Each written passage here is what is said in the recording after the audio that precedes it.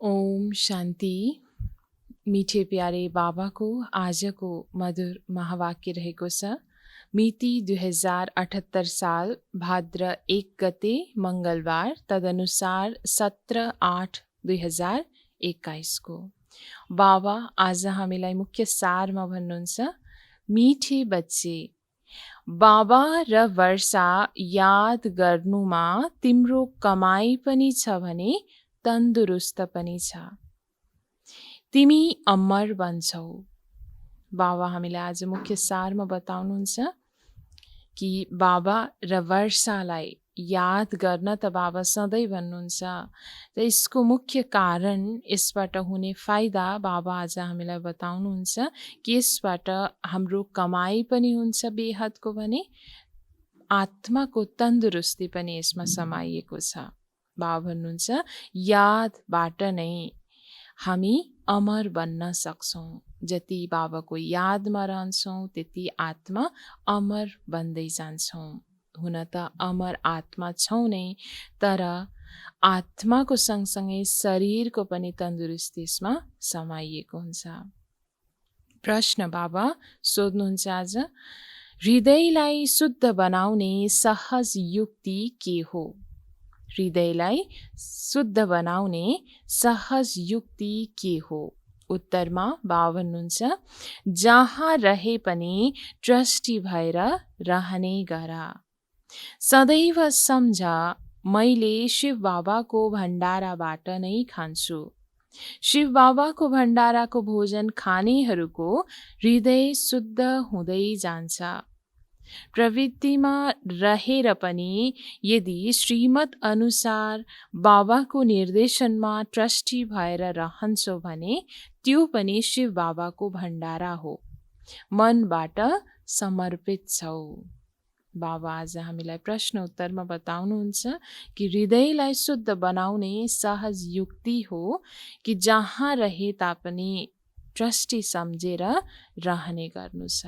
बाबा भन्नुहुन्छ, चाहे सेन्टरमा होस् समर्पित भएर, चाहे घर गृहस्थ सम्हाल्दै बाबाको बच्चा बनेका छौँ, श्रीमत अनुसार बाबाको चल्ने गर्छौँ भने बाबा भन्नुहुन्छ यो सम्झिनु छ कि म ट्रस्टी हुँ बाबाको सेवाको लागि। बाबाको भण्डाराबाट म हरेक कुरा खाँदैछु, हरेक अन्न बाबाको भण्डाराबाट नै म ग्रहण गर्दैछु भनेर यो सम्झिनु छ। शिव बाबाको भण्डाराको भोजन खानेहरू बाबा भन्नुहुन्छ उनीहरूको हृदय शुद्ध हुँदै जान्छ। प्रवृत्तिमा रहेर पनि यदि श्रीमत अनुसार बाबाको निर्देशनमा चलेर रहन्छौँ भने बाबा भन्नुहुन्छ ट्रस्टी भएर निमित्त आफूलाई सम्झेर रहन्छौँ भने त्यो पनि शिव बाबाको भण्डारा हो। मनबाट समर्पित हो भनेर बाबा भन्नुहुन्छ। ओम शान्ति। जन्म जन्मान्तर आधा कल्प बच्चाहरूले सत्सङ्ग गरेका छौ। साधु सन्त पण्डित आदि सबै मनुष्यहरूको सत्सङ्ग हो। यो कुनै पनि मनुष्यको सत्सङ्ग होइन। दुनियाँमा जति पनि सङ्गतहरू गरिन्छ साधु सन्तहरूको, उनीहरूको पासमा गएर उनीहरूको वचन केही सुनिन्छ, बाबा भन्नुहुन्छ त्यो भयो मनुष्यहरूको सत्सङ्ग। भने यहाँ कुनै मनुष्यको सत्सङ्गको कुरा छैन। यसलाई भनिन्छ रुहानी सत्सङ्ग। परम आत्माले आत्माहरूका साथ रूहरिहान अर्थात् सत्सङ्ग गर्नुहुन्छ। यहाँ तिमीले कुनै मनुष्यको कुरा सुन्दैनौ, न देवताहरूको कुरा सुन्छौ। यहाँ हामी आएको छौँ बाबाको पासमा अर्थात् आत्माको पिता परमात्माको पासमा, र बाबा हामीसँग जब कुरा गर्नुहुन्छ भने यसलाई भनिन्छ रुहानी सत्सङ्ग। यहाँ कोही मनुष्यको हामी कुरा सुन्दैनौँ, न कोही देवताको। बाबा भन्नुहुन्छ तिमीले सुन्छौ भगवानबाट। भगवानलाई सदैव निराकार भनिन्छ। भगवान आउनुहुन्छ नै तब जब बच्चाहरूलाई भगवान भगवती बनाउन पढाउनु पर्छ। भगवान र भगवतीको पद भगवान बाहेक अरू कसैले पनि दिन सक्दैन। लक्ष्मी नारायण देवी देवतालाई भगवान भगवती पनि भनिन्छ भने यस्तो भगवान भगवतीको उच्च पद एक स्वयं भगवानले बाहेक अरू कसैले पनि दिन सक्नुहुन्न। बाबा भन्नुहुन्छ, तिमी बच्चाहरूलाई थाहा छ कल्प कल्प सङ्गम युग हुन्छ अनि निराकार भगवान आएर हामीलाई ज्ञान दिनुहुन्छ। यो पनि केवल तिमीले नै जानेका छौ, अरू कसैले मुस्किलले बुझ्न सक्छन्। शिव बाबा आउनुहुन्छ अवश्य, तर उहाँको सट्टा कृष्णलाई गीताका भगवान भने। अवश्य शिव बाबा आउनुहुन्छ, जसरी भनिएको छ महाभारत लडाईँको समयमा, त्यतिखेरको समय अर्थात् अन्तिमको समयमा परमात्मा आएर हामीलाई विजय प्राप्ति दिलाउनुहुन्छ भनेर। त आउनुहुन्छ त भगवान अवश्य, तर भगवान शिव बाबाको सट्टा फेरि नाम राखिदिएको छ कृष्णको। बाबा भन्नुहुन्छ, त्यसैले अवश्य सबैको बुद्धिमा मनुष्य तन नै आउँछ। तिमी नै दैवी गुणवाला थियो र अब आसुरी गुणवाला बनेका छौ, फेरि अब दैवी गुणवाला बन्छौ। हामी नै दैवी गुणको थियौँ भने फेरि आसुरी अवगुण हामीमा आउँदै गयो, आत्मामा चढ्दै गयो। अब फेरि बाबाको ज्ञानको बलद्वारा बाबाले भन्नुभएको दिनुभएको श्रीमत अनुसार हामी दैवी गुणवाला बन्छौँ। दैवी गुण भएकालाई ईश्वरीय सम्प्रदाय, आसुरी गुण भएकालाई आसुरी सम्प्रदाय भनिन्छ। अहिले निराकार बाबाले निराकार सम्प्रदाय अर्थात् आत्माहरूलाई पढाउनुहुन्छ, त्यसैले भनिन्छ ईश्वरीय सम्प्रदाय अथवा रुहानी सम्प्रदाय, जसलाई रुहानी बाबा आएर पढाउनुहुन्छ। अहिले तिमी आत्मा अभिमानी बन्छौ। हामी आत्मा हौँ। बाबाले हामीलाई पढाउनुहुन्छ, भन्नुहुन्छ मलाई याद गर्यो भने तिम्रो विकर्म विनाश हुन्छ। जति बाबाको यादमा रहन्छौँ हामीलाई विश्वास छ कि हाम्रो विकर्म यसरी विनाश हुँदै जान्छ। आत्माहरूलाई नै पढाउनुहुन्छ, उहाँ नै ज्ञानका सागर हुनुहुन्छ। ऋषि मुनि आदि सबैले त नेति नेति भन्दै आए, अर्थात् हामीले आत्मालाई जान्दैनौँ। आत्माको सत्य ज्ञान के हो यो अझै धेरै खुल्न बाँकी छ, तर यथार्थ कुरा हामीलाई थाहा छैन भनेर नेति नेति भन्दै ऋषि मुनि आदिहरूले भन्दै आए। जबसम्म उहाँ ज्ञान सागर सम्मुख आउनुहुन्न, ज्ञान कसरी सम्झाउनुहुन्छ यो राम्ररी बुझ्नुपर्ने कुरा हो। हामीलाई कुनै मनुष्यले पढाउँदैन, हामीलाई बाबाले पढाउनुहुन्छ। हामीलाई पढाउनेवाला सत्य पिता परमात्मा स्वयं हुनुहुन्छ। उहाँ हुनुहुन्छ बेहदका निराकार बाबा। यो पनि बच्चाहरूलाई सम्झाइएको छ, हरेकका साकार र निराकार दुई पिता हुन्छन्, एक रुहानी र अर्को जिस्मानी। दुई पिता हामी सबैको छ, एक रुहानी अर्को जिस्मानी, एक साकार अर्को निराकार पिता। रुहानी बाबाले नै आएर आत्माहरूलाई पावन बनाउनुहुन्छ। एक रुहानी बाबाले नै हामी आत्मालाई आएर पावन बनाउन सक्नुहुन्छ। तिमीले जानेका छौ हामी पावन थियौँ, पतित बन्यौँ, फेरि पतितबाट पावन कसरी बन्छौँ। चित्र पनि सामुन्ने छ। बाबाले राय दिनुहुन्छ, घरिघरि चक्रको सामुन्ने गएर बस्यो भने बुद्धिमा सारा ज्ञान आउँछ।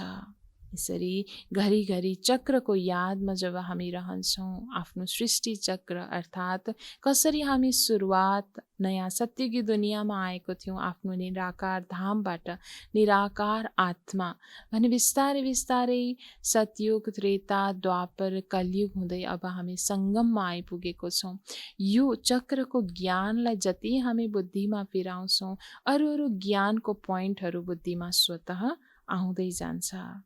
हामी अहिले सङ्गम युगमा बसेका छौँ। अरू सबैले आफूलाई कलयुगमा छौँ भन्ने सम्झन्छन्। कलयुगलाई घोर अन्धकारको युग भनिन्छ। अहिले तिमी छौ सङ्गममा। कलियुगको हौँ भनेर त दुनियाँको सबै आत्माहरूले भन्ने गर्छन्। चाहे जसलाई पनि हामी सोध्छौँ, बच्चाले पनि भन्ने गर्छ कि हामी त कलियुगमा छौँ, यो त अहिले कलियुग चलिरहेको छ भनेर। तर बाबा हामी बच्चाहरूलाई भन्नुहुन्छ, बच्चे तिमी त छौ सङ्गम युगमा। अहिले तिमीलाई ज्ञानको प्रकाश मिलेको छ। सत्ययुगमा फेरि तिमीलाई यो ज्ञान मिल्दैन। बाबा आएपछि मात्रै उज्यालो हुन्छ। सङ्गम युगमा बाबा आउनुहुन्छ नयाँ सत्ययुगी दुनियाँको लागि, नयाँ सृष्टिको लागि नयाँ किरण छर्दै भने त्यहाँ कुनै ज्ञानको आवश्यकता नै पर्दैन सत्ययुगमा, किनकि हामीलाई अहिले नै सङ्गम युगमा बाबाले यो ज्ञान दिँदै हुनुहुन्छ। यो सङ्गम युग हो नै कल्याणकारी युग। यो जस्तो युग कुनै पनि हुँदैन, किनकि यस समयमा बाबा आउनुहुन्छ। सत्य युगलाई कल्याणकारी भनिँदैन। बाबा जब आउनुहुन्छ अर्थात् यो सङ्गम युगलाई नै भनिन्छ पुरुषोत्तम कल्याणकारी सङ्गम युग। सत्य युगलाई पनि कल्याणकारी भनिँदैन। बाबा हुनुहुन्छ त्यहाँ कसैको कल्याण हुँदैन, कल्याण सङ्गम युगमा नै हुन्छ। सत्य युगमा त हुन्छ नै कल्याण, हैन? बाबा हुनुहुन्छ अहिले जब सङ्गम युग सत्ययुगभन्दा अगाडि नै बाबाले कल्याणको कार्य गर्दै हुनुहुन्छ सारा दुनियाँको लागि भने सत्ययुगमा त हुन्छ नै कल्याण। सङ्गममा कलियुगलाई सत्ययुग कल्याणकारी बनाउनुहुन्छ। त्यसैले अहिले हेर तिम्रो कति कल्याण हुन्छ। केवल बाबा र वर्षालाई याद गर्नुमा तिम्रो कति कमाई हुन्छ। यति सहज बाबाले उपाय हामीलाई बताउनु भएको छ। आफ्नो कल्याण गर्नको लागि, कमाई गर्नको लागि बाबा हुनुहुन्छ केवल एक बाबा र आफूले पाउने, आफूले जुन प्राप्त गरिरहेको अधिकार वर्षालाई याद गर्नु छ। कमाईमा कमाई पनि छ र तन्दुरुस्तीमा तन्दुरुस्ती पनि छ। तिम्रो जीवन अमर बन्छ। तिम्रो कहिल्यै अकालमा मृत्यु हुँदैन। बाबाले हामीलाई यति अमर जीवन दिनुहुन्छ। सत्ययुगमा बाबा हुनुहुन्छ सत्ययुग त्रेताभरि कुनै पनि अकालमा मृत्यु कसैको हुँदैन। त्यसैले बच्चाहरूलाई कति खुसी हुनुपर्छ, किनकि तिम्रो बुद्धिमा सारा ज्ञान छ। यहाँ तिमी बच्चाहरू आउँदा पुरुषार्थ गरेर म्युजियमका चित्रहरूमा सम्झाउन योग्य बन्नुपर्छ। आफूलाई लायक बनाउनको लागि 7-8 दिन बसेर सिक। अभ्यास भयो अनि झट्ट गयो सेवामा। सेवा गरेर फेरि फर्केर आयो। यो सिक्न त धेरै सरल छ। बाबा हुनुहुन्छ चित्र सामुन्नेमा देख्ने बित्तिकै बुद्धिमा आउँछ हामी सङ्गममा बसेका छौँ। आजको दुनियाँमा धेरै मनुष्य छन्, भोलि धेरै कम हुन्छन्। यतिका सबै फर्केर जान्छन्। जति दुनियाँमा अहिले मनुष्य आत्माहरूको सङ्ख्या देखिरहेको छौँ त्यो यतिका अब रहने छैनन्। बाबा हुनुहुन्छ सबै आफ्नो घर परमधाम जानेछन् फर्केर। अहिले बाबा स्वयं आउनुभएको छ। बच्चाहरूको कति इज्जत राख्नुहुन्छ। दूर देशका रहनेवाला आया देश पराए। रावणको देश पराए देश हो नि। बाबाले स्थापना गर्नुभएको नयाँ सत्ययुगी दुनियाँको अगाडि त यो रावणको देश त पराए देश हो भने हाम्रो सच्चा देश अर्थात् आफ्नो घर परमधाम सँगसँगै सुखधाम हो। बाबा भन्नुहुन्छ रामको देशमा त कहिल्यै रावण आउन सक्दैन। यस सम्बन्धमा एक कहानी वा कथा पनि सुनाउँछन्। जति पनि कथा सुनाउँछन् ती सबै हुन् कहानीहरू। न त कहानीमा कुनै सार हुन्छ, न उपन्यासमा कुनै सार हुन्छ। उपन्यास पनि कति बिक्री हुन्छन्। केवल उपन्यास बेच्नेहरू पनि लखपति हुन जान्छन्। दुनियाँमा छन् त धेरै किताब उपन्यासहरू छन्।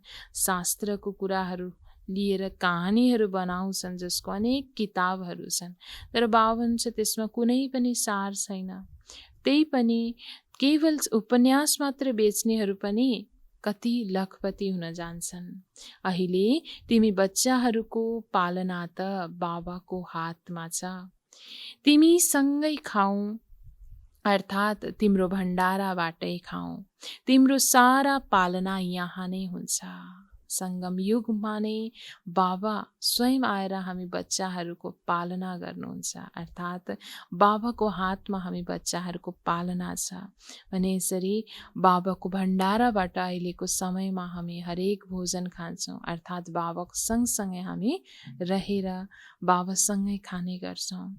जो समर्पित हुन्छन् उनको पालना त हुन्छ नै, तर जसले मनबाट सम्झन्छन् यो सबै थोक ईश्वरको हो, म ट्रस्टी हुँ, म श्रीमतमा चलेर नै खर्च आदि गर्छु, यस्तो जसले सम्झन्छन् उनीहरूले पनि मानौ शिव बाबाको भण्डाराबाट नै खान्छन्। जो मनबाट समर्पित हुन्छन्, बाबाको श्रीमतमा चलेर नै हरेकमा कार्य गर्नेछु, चाहे घर गृहस्थमा रहेर पनि भन्ने सङ्कल्प जसले राखेको हुन्छ, बाबा भन्नुहुन्छ उनीहरू पनि शिव बाबाको भण्डाराबाट नै खाने गर्छन्, अर्थात् उनीहरू पनि मानौ समर्पित जस्तै नै हुन्।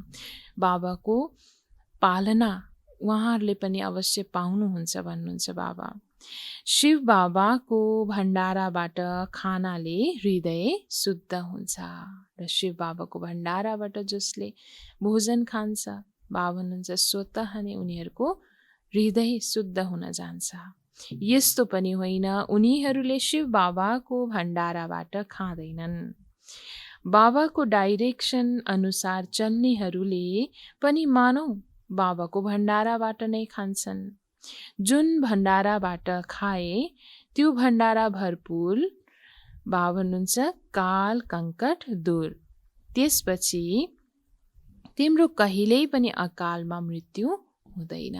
यो सङ्गम युगको समयमा जब बाबा हाम्रो पासमा हुनुहुन्छ, बाबा हामीलाई साथ दिन आउनुभएको छ, बाबाको पालना हामीले पाउने मौका मिलेको छ भने यो समयमा जब हरेक कुरा मनबाट समर्पित गर्दै बाबाको श्रीमत अनुसार जब चल्छौँ भने शिव बाबाको भण्डाराबाट हाम्रो पालना भइरहेको हुन्छ भने जहाँ शिव बाबाको भण्डारा भरपूर हुन्छ भने त्यहाँ स्वतः काल कङ्कट दूर हुन्छ, अर्थात् बाबा भन्नुहुन्छ कहिल्यै पनि अकालमा मृत्यु हुँदैन। यस समयमा नै शिव बाबा आउनुहुन्छ, उहाँको महिमाको गायन छ। शिव जयन्ती पनि मनाउँछन्, तर उहाँको भण्डारा कस्तो हुन्छ यो कसैले पनि जानेका छैनन्। दुनियाँमा शिवलाई मान्ने, शिव बाबालाई याद गर्नेहरू त धेरै छन्, शिवरात्रि पनि मनाउँछन्, तर बाबा भन्नुहुन्छ शिवको भण्डारा को गायन भए तापनि शिवको भण्डारा कस्तो हुन्छ, कहिले हुन्छ यो जानेका छैनन्। बाबा पनि अवश्य आउनुहुन्छ नि। बच्चाहरू जति पनि आउँछन् उनलाई शिव बाबाको भण्डाराबाट खाना मिल्छ। ठिक छ, पुरुष समर्पित हुन्छ भने त राम्रो, यदि ऊ समर्पित हुँदैन भने माताले के गरून्, किनकि कमाई हुन्छ पतिको, ऊ त समर्पित हुँदैन।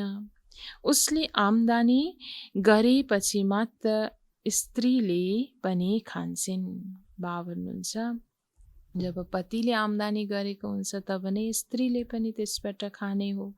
त्यसरी जब पति समर्पित हुँदैन, अर्थात् बाबाको ज्ञानमा उसलाई निश्चय छैन, तर पत्नी अर्थात् मातालाई छ भने बाबा भन्छ ठिक छ, युगल नै समर्पित छन् भने त शिव बाबाको भण्डाराबाट पालना हुन सक्छ। यो कुरा बाबाले बच्चाहरूलाई राम्रोसँग सम्झाउनुहुन्छ। यसरी मनबाट समर्पित हुनको लागि बाबा हामी बच्चाहरूलाई त्यो प्रेरणा दिनुहुन्छ। बुद्धिमा रहनुपर्छ, हामी बाबाको पासमा बसेका छौँ। जबसम्म कर्मातीत अवस्था हुँदैन, दिन प्रतिदिन हामी आफ्नो स्वराज्यको नजिक आउँदै जान्छौँ। त जबसम्म कर्मातीत अवस्था हामीलाई प्राप्त हुँदैन तबसम्म बाबा हुन्छ दिन प्रतिदिन हामी स्वराज्यको नजिक आउँदै जान्छौँ। समय बित्दै जान्छ, तिमी नजिक आउँदै जान्छौ। सत्ययुगको पहिलो वर्षको लागि अब कति वर्ष बाँकी छ?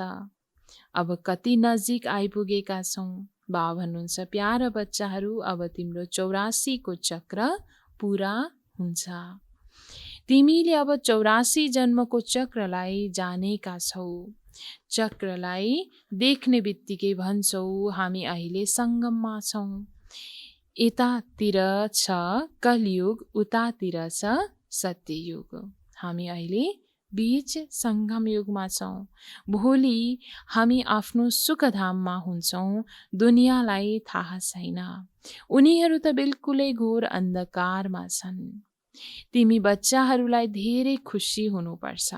बेहदका बाबाबाट हामीले 21 जन्मको कमाई गर्छौँ। अति खुसीको कुरा रहेको छ कि हामी बेहदको बाबाबाट, स्वयं भगवानबाट नै 21 जन्मको लागि कमाई जम्मा गरिरहेका छौँ। सदा सुखको वर्षा पाइरहेका छौँ, यो खुसी हुन्छ। स्वर्गवासी बन्नु यो तिम्रो तकदिरमा छ। स्वर्ग एउटा आश्चर्यजनक चिज हो।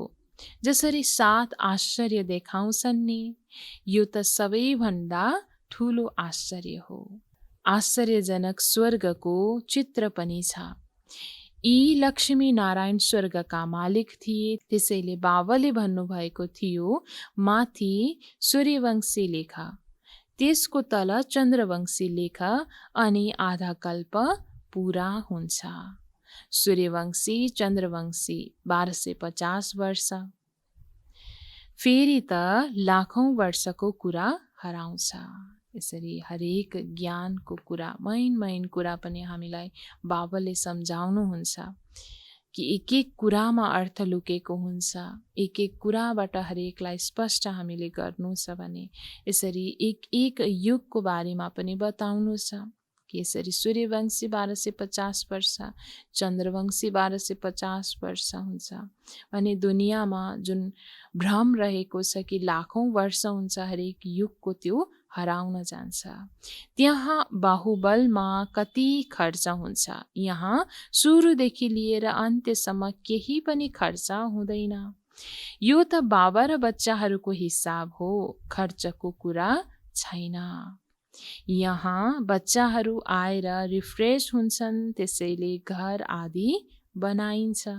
बच्चाहरूको नै पैसा हो, त्यो पनि कति दिन त बितिसक्यो, बाँकी थोरै दिन छ, खर्च केही पनि छैन। हामीले आफ्नो लागि आफैले जम्मा गरिरहेका हुन्छौँ। खर्च गर्नु कुनै व्यर्थमा गएको त होइन। त्यसैले बाबा भन्छ खर्च केही पनि छैन। तिमीले जीवन मुक्ति पाउँछौ बिना कौडी खर्च। जीवन मुक्ति प्राप्ति गर्नु, नयाँ दुनियाँको अधिकार प्राप्त गर्नु, यसको अगाडि त केही पनि होइन। बाबा भन्छ बिना कौडी खर्च यो सबै प्राप्त भइरहेको छ। यसमा केवल मेहनतको कुरा हो। भगवानलाई त सबै भक्तहरूले याद गर्छन्, तर यो कुरा जानेका छैनन् भगवान को हुनुहुन्छ। भगवानलाई नजान्नाले धेरैलाई भगवान मान्छन्। सत्य एक भगवानलाई भुल्नुको कारणले, उहाँलाई नचिन्नुको कारणले गर्दा जसलाई पनि भगवान भन्ने गर्छन्, अर्थात् धेरैलाई भगवान मान्छन्। अब तिमी बच्चाहरूले सच्चा बाबाको परिचय दिनु छ। बाबाले कति पटक सम्झाउनु भएको छ, ठुला ठुला चित्र मुख्य स्थानमा लगाऊ, जस्तै हवाई मैदान आदि। यसका लागि त्यहाँका अधिकारीहरूले के कति शुल्क लिन्छन् उनलाई सम्झाऊ। यो त सबै मनुष्यको कल्याणको लागि हो। यसलाई बुझे भने मनुष्य बाबाबाट वर्षा लिएर विश्वको मालिक बन्न सक्छन्। मुख्य हो दिल्ली, दिल्ली राजधानी हो नि, त्यहाँ सबै जम्मा हुन्छन्। त्यहाँ टिनमा यस्ता ठुला ठुला चित्र होस्, मुख्य हुन् नै त्रिमूर्ति, सृष्टि चक्र र कल्पवृक्ष। यसरी सेवालाई अगाडि बढाउने क्रममा, हरेकलाई बाबाको परिचय दिने क्रममा बाबा हामीलाई युक्ति बताउनुहुन्छ कि ठुलो ठुलो चित्र लगाऊ, जहाँ धेरै मनुष्य आत्माहरूले देख्न सकुन्, स्पष्टसँगले बाबाको ज्ञानलाई बुझ्न सकुन्। यो सिडी त कमालको छ। यसमा विनाश आदि पनि राम्ररी लेखिएको छ। पतित पावन परमपिता परमात्मा हुनुहुन्छ वा पानीको गङ्गा? निर्णय गर्नुहोस्। ब्रह्मकुमार ब्रह्मकुमारीहरूले सोध्छन्, ईश्वर सर्वव्यापी हुनुहुन्छ वा एक निराकार परमपिता परमात्मा हुनुहुन्छ? बाबाबाट त बच्चाहरूलाई वर्षा मिल्छ। मुख्य हो नै यो चित्र। त्रिमूर्तिको चित्र पनि धेरै मूल्यवान छ। ब्रह्माद्वारा विष्णुपुरीको स्थापना हुन्छ, फेरि उनैले पालना पनि गर्छन्। यसरी ब्रह्माद्वारा विष्णुपुरीको स्थापना बाबाले गर्दै हुनुहुन्छ भने त्यही ब्रह्मा सो विष्णुबाट नै अनि पालना पनि हुन्छ। बच्चाहरूलाई अथाह खुसी हुनुपर्छ। बेहदका बाबाले हामीलाई पढाउनुहुन्छ स्वर्गको मालिक बनाउनको लागि। अति खुसी हामीलाई छ कि बाबा अहिले बेहदको वर्षा दिन आउनु भएको छ, स्वर्गको मालिक बनाउन आउनु भएको छ। त्यसको लागि हामीलाई अहिले प्रत्यक्ष रूपमा बच्चाहरूलाई पढाउँदै हुनुहुन्छ।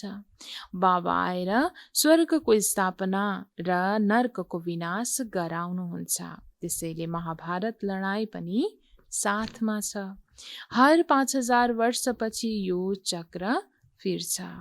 बाबा पनि कल्प कल्प कल्पको सङ्गम युगमा आउनुहुन्छ। चक्र त अवश्य चल्छ नै हरेक 5000 वर्षको, भने अवश्य हरेक कल्पमा कल्पको सङ्गम युगमा बाबा आउनुहुन्छ। गीतामा उनीहरूले फेरि युगे युगे लेखिदिएका छन्। त्यसो हो भने पनि 5 युग छन्, 5 पटक मात्र आउनु पर्ने। फेरि 24 अवतार फलानो अवतार किन लेखे? मनुष्यले कति यज्ञ तप तीर्थ आदि गर्छन्, सम्झन्छन् यी सबै भगवानसँग मिल्ने मार्ग हुन्। तर भगवानको पासमा त कोही पनि जान सक्दैन। बाबा भन्नुहुन्छ दुनियाँमा अनेक मेहनतको कार्यहरू गरिरहन्छन्, यज्ञ तप तीर्थ आदि जान्छन्, अनेक अवतारको रूपमा भगवानलाई मान्ने गर्छन्। तर बाबा भन्छ उनीहरू सम्झन्छन् कि यो सबै भगवानलाई मिल्ने मार्ग हो भने भगवानलाई त कसैले यो सबै गरेर पनि प्राप्त त गरेका छैनन्। आधा कल्प कति मेहनत गरे, जन्म जन्मान्तर चक्कर लगाए, यो गरे त्यो गरे, फेरि पनि बाबा मिल्नु भएन। अहिले बाबा तिमी बच्चाहरूको कति नजिक हुनुहुन्छ, तिमीसँग कुरा गरिरहनु भएको छ। तिमीले सम्झन्छौ कल्प कल्प हुबहु हामीले यसै गरी मिलन गर्छौँ। जुन कुरा बित्यो कल्प कल्प हुन्छ, जुन कुरा अहिले भइरहेको छ बित्छ, बाबा हुन्छ त्यो कल्प कल्प निश्चित हुन जान्छ। यिनै दादा जोहरी बन्छन्, फेरि बाबा उनैमा प्रवेश गर्नुहुन्छ। फेरि उनै बच्चाहरू आएर बाबाका बन्छन् र फेरि स्वर्गको वर्षा लिन्छन्। यो बाबाको तिमी बच्चाहरूसँग अनादि अविनाशी पाठ कल्प कल्प यस्तै दोहोरिरहन्छ। यसरी हरेक सङ्गम युगमा प्यारे बाबाको साथमा हाम्रो अर्थात् हामी बच्चाहरूसँगको यो अनादि अविनाशी पाठ कल्प कल्प यसरी नै दोहोरिरहन्छ। अच्छा, मिठे मिठे सिकिलदे बच्चाहरूप्रति माता पिता बाप दादाको याद प्यार एवं गुड मर्निङ। रूहानी बाबाको रूहानी बच्चाहरूलाई नमस्ते, रूहानी बच्चाहरूको रूहानी बाबालाई गुड मर्निङ, नमस्ते बाबा, नमस्ते। धारणाको लागि मुख्य सार 1 नम्बरमा बाबा आज हामीलाई भन्नुहुन्छ यो कल्याणकारी सङ्गम युग हो। यसमा हरेक कुरामा कल्याण छ, कमाई नै कमाई छ। बाबा र वर्षालाई याद गरेर 21 जन्मको लागि जीवनलाई अमर बनाउनु छ। धारणा 1 मा बाबा हामीलाई भन्नुहुन्छ कि यो सङ्गम युग भनेको अति कल्याणकारी युग हो जहाँ हामी अहिले छौँ। त्यसमा हरेक कुरामा कल्याण समाइएको छ। हरेकको कमाइ नै कमाइ छ यसमा बाबा भन्नुहुन्छ। बाबा र वर्षालाई याद गरेर हामीले 21 जन्मको लागि आफ्नो जीवन अमर बनाउनु छ।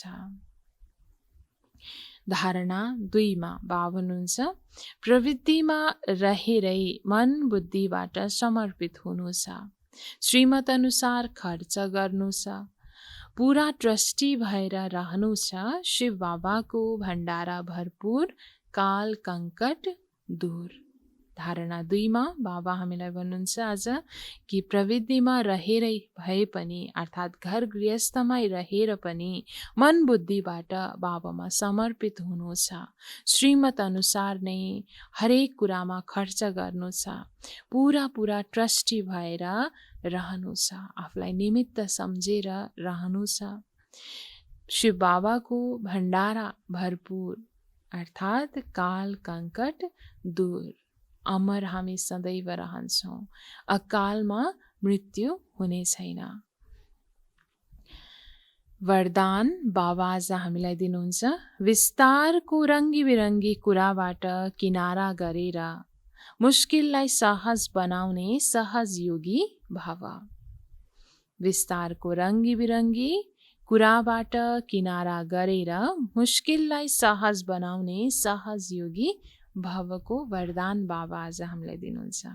वरदानको विस्तारमा बाबा भन्नुहुन्छ बाबालाई देख्नुको सट्टा कुरालाई देख्न थाल्यो भने अनेकौं प्रश्न उठ्छन् अनि सहज कुरा पनि मुस्किल अनुभव हुन थाल्छ। किनकि कुरा हो वृक्ष र बाबा हुनुहुन्छ बीज। जसले विस्तार रूपी वृक्षलाई हातमा लिन्छन् उनीहरूले बाबालाई छोडिदिन्छन् अनि विस्तार एक जाल बन्छ जसमा फस्दै जान्छन्। कुराको विस्तारमा रङ्ग बिरङ्गी कुरा हुन्छन् जसले आफूतिर आकर्षित गर्छ। त्यसैले बीज रूप बाबाको यादले बिन्दु लगाएर त्यसबाट किनारा भयो भने सहज योगी बन्छौ।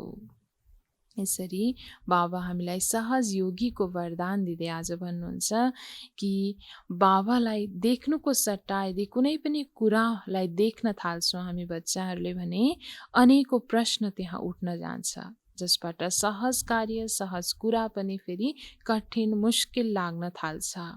किनकि कुरा भनेको बाबा हुनुहुन्छ वृक्ष हो भने बाबा हुनुहुन्छ बीज।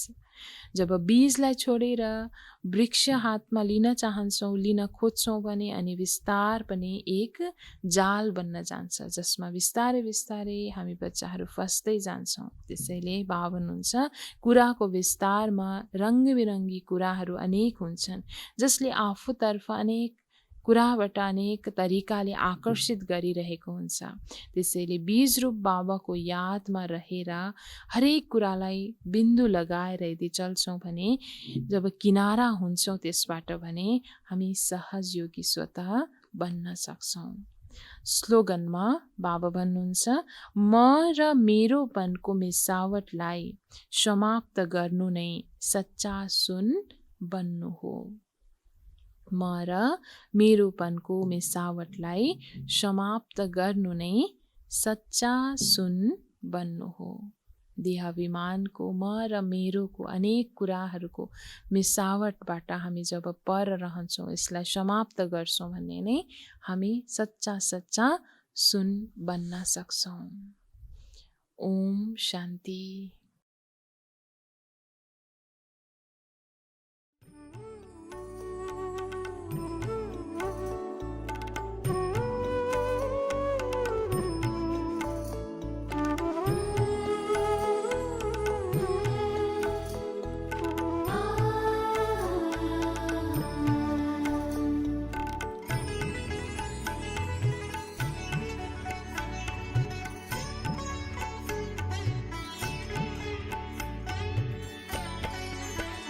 प्रभु तुमको समर्पित करते हैं प्रभु तुमको समर्पित करते हैं अपना ये जीवन सारा। तू ही सच्चा जीवन साथी है प्रभु इस दुनिया में हमारा। प्रभु इस दुनिया में हमारा। प्रभु तुमको समर्पित करते हैं अपना ये जीवन सारा।